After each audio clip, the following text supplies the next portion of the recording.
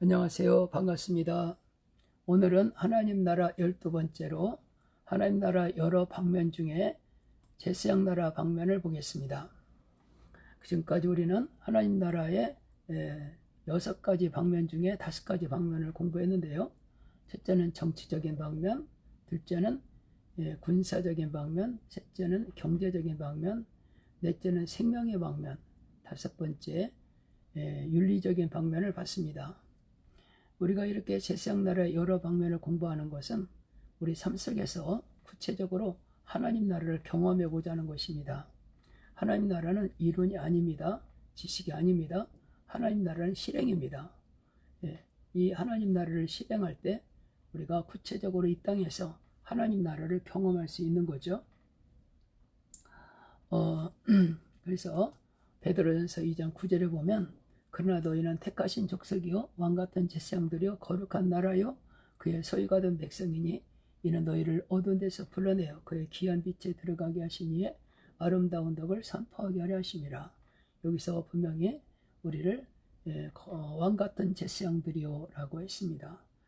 구약시대에는 제사장들이 따로 있었지만 신약시대에는 예수 믿는 모든 사람들이 다 거룩한 제사장입니다. 때문에 우리는 제사장이 누구며 또 제사장 역할이 무엇인지 우리가 이 시간 발견하고 이 땅에서 제사장으로 살아가시기를 바랍니다.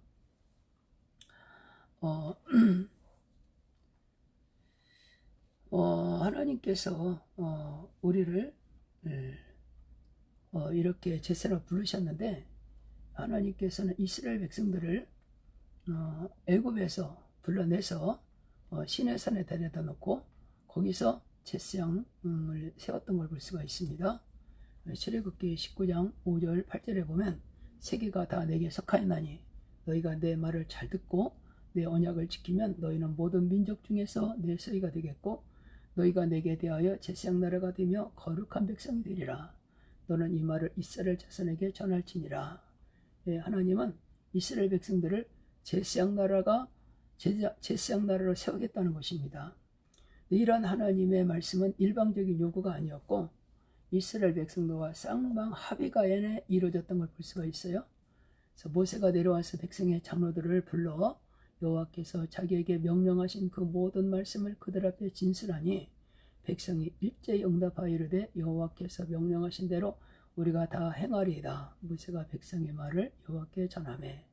그래서 하나님의 이 제안을 이스라엘 백성들이 기쁘게 받아들였죠. 그래서 이스라엘 백성들은 제사장 나라가 되었던 것입니다. 근데 왜 하나님께서는 이스라엘을 제국으로 삼겠다고 하지 않고 제사장 나라로 삼겠다 하셨을까요? 많은 나라들은 강해지면 국력이 강해지면 제국이 되려고 몸부림을 쳤습니다. 그래서 우리가 역사적으로 보면은 바벨론 제국, 메데 바사 제국, 헬라 제국, 로마 제국 등이 있었잖아요. 그런데 하나님은 이스라엘을 이렇게 제국으로 삼지 않고 제사장 나라로 세우셨습니다. 제사장 나라와 제국의 차이점이 공통점과 차이점이 있습니다. 제국과 제사장 나라의 공통점은 두 나라가 모두 국제적이라는 것입니다. 차이점은 제국은 국가와 국가 사이가 수직적이라는 것입니다. 그래서 제국과 그리고 식민지가 이렇게 수직적으로 되어 있지만 제사장 나라는 하나님을 중심으로 모든 나라가 수평적인 친구관계라는 것입니다. 그런데 하나님께서는 아브라함의 후손들을 통해 제국이 아닌 제사장 나라를 세우셨습니다. 하나님께서 세우신 제사장 나라는 나라의 구성원들인 백성 한 사람 한 사람이 모두 힘을 합해 민족적으로 복의 통로가 되어 하나님과 세상 모든 나라 사이에서 제사장 역할을 하는 것이었습니다. 이 제사장 나라는 세상 여느 나라와 다른 매우 독특하고 특별한 나라입니다. 하나님께서는 이 특별한 나라를 위해 하늘로부터 직접 제사장 나라 법, 율법을 주셨으며 제사장 나라의 백성이 모두 거룩한 시민으로 살기를 원하셨습니다. 하나님께서 제사장 나라를 위해 주신 율법은 십계명을 중심으로 613가지의 세부 조항을 가지고 있었습니다. 이 법은 제사장 나라의 거룩한 시민을 위한 특별한 법으로 세상에서 제일 품위 있는 법이었습니다. 그래서 사사시대는 각자 자기 소견에 옳은 대로 살았던 시대였는데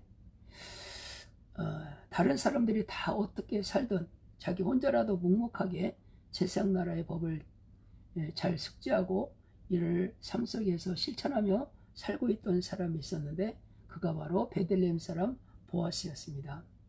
그는 자기 밭에서 일하는 사람들을 대하는 방법까지도 제사장 나라 거룩한 시민의 인사법을 사용함으로써 하나님과 이웃을 기쁘게 하는 삶을 살았습니다. 룻기 2장 4절 보면 보아스의 인사법이 나오죠. 마침 보아스가 베들레헴에서부터 와서 베는 자들에게 이르되 여호와께서 너희와 함께 하시기를 원하노라 하니 그들의 대답하되 여호와께서 당신에게 복 주시기를 원하나이다 아니라. 얼마나 아름답습니까? 여리고성 출신으로 이스라엘 사람 살몬과 결혼하여 제사장 나라의 거룩한 시민인 나압이 그녀의 아들 보아스에게 그녀가 경험하고 입으로 고백했던 그 상천하지의 하나님을 가르쳤고 더 나아가 율법을 가르쳤던 것입니다. 라합의 신앙 고백을 한번 들어보겠습니다. 여호수아 2장 8절 11절에 나오는데 또 그들이 눕기 전에 라합이 지붕에 올라가서 그들에게 이르러 말하되 여호와께서 이 땅을 너희에게 주신 줄을 내가 아노라. 우리가 너희를 심히 두려워하고 이 땅의 주민들이 다 너희 앞에서 간담이 녹나니 너희 하나님 여호와는 위로는 하늘에서도 아래로는 땅에서도 하나님이시니라. 여리고성 출신으로 이스라엘 사람 살몬과 결혼하여 제사장 나라의 거룩한 시민이 된 나압의 신앙 고백입니다. 이 라합이 자기가 경험하고 또 고백했던 그 입으로 고백했던 상천하지 하나님을 이렇게 고백하는 걸 볼 수가 있습니다. 바로 이 라합에게서 태어난 사람이 바로 보아스였습니다. 그 마태복음 1장 5절에 보면 살몬은 라합에게서 보아스를 낳고 보아스는 룻에게서 오벳을 낳고 오벳은 이새를 낳고 그랬죠. 그래서 살몬은 그때 그 여리고성의 스파이로 침입했던 사람 중에 한 사람이었죠. 그 살몬이 그 라합과 결혼해서 기생 라합과 결혼해서 보아스를 낳았던 거죠. 라합의 후손을 향한 라합은 그의 후손을 향한 신앙교육은 각자 자기 소견에 옳은 대로 사는 시대였던 사사시대에 그 어려운 300년 강을 뛰어넘어 혼자서라도 율법을 지키는 월등한 보아스를 길러냈던 것입니다.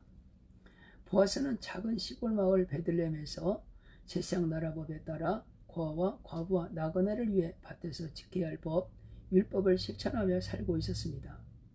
룻과 관계에서는 계대 결혼법과 신년법을 통해 룻이 제사장 나라의 거룩한 시민이 되게 해주었으며 그의 시어머니였던 나오미가 다시 제사장 나라의 거룩한 시민이 되도록 회복의 길을 열어주었던 걸 볼 수가 있습니다.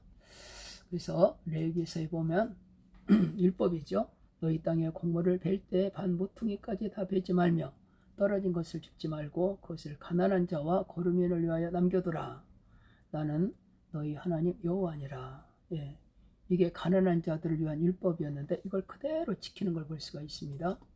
룻기 2장 15절 16절에 보면 룻이 이삭을 주우러 일어날 때 보아스가 자기 소년들에게 명령하여 이르되 그들에게 곡식단 사이에서 죽게 하고 그에게 곡식단 사이에서 죽게 하고 책망하지 말며 그를 위하여 곡식다발에서 조금씩 뽑아버려서 그에게 죽게 하고 꾸짖지 말라 하니라. 그저 이삭만 죽게 하지 않고 오히려 곡식단에서 곡식을 뽑아서 이삭을 만들어 주라는 거죠. 이렇게 보아스는 충실하게 율법을 지켰던 걸 볼 수가 있습니다.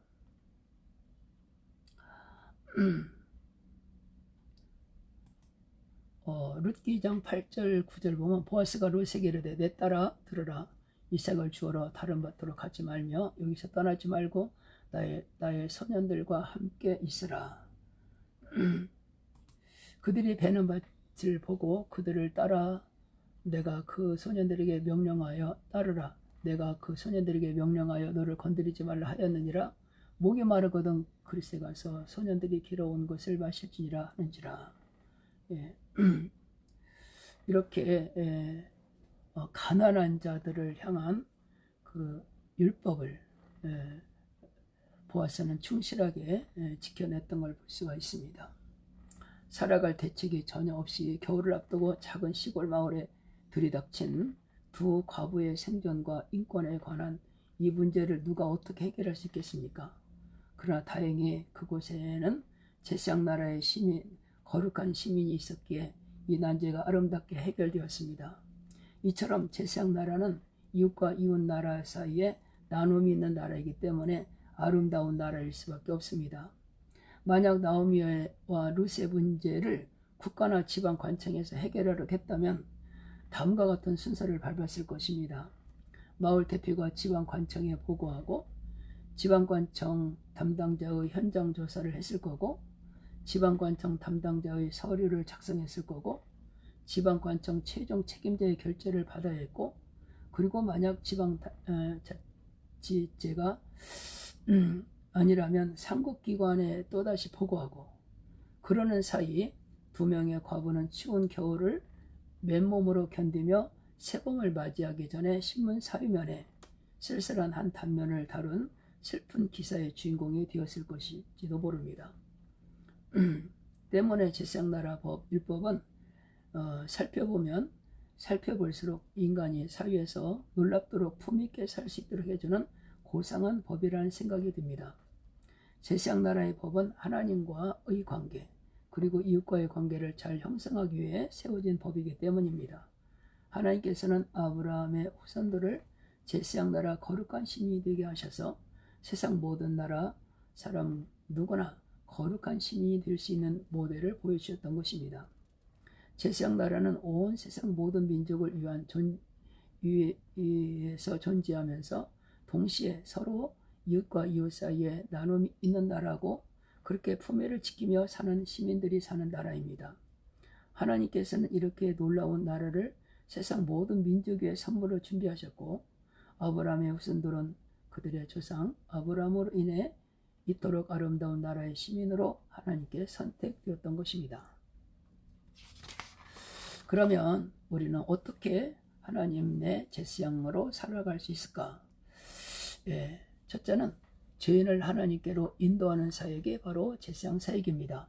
말라기 2장 5절 6절에 보면 레위와 세운 나의 언약은 생명과 평강의 언약이라. 내가 이것을 그들에게 준 것은 그로 경외하게 하려 함이라.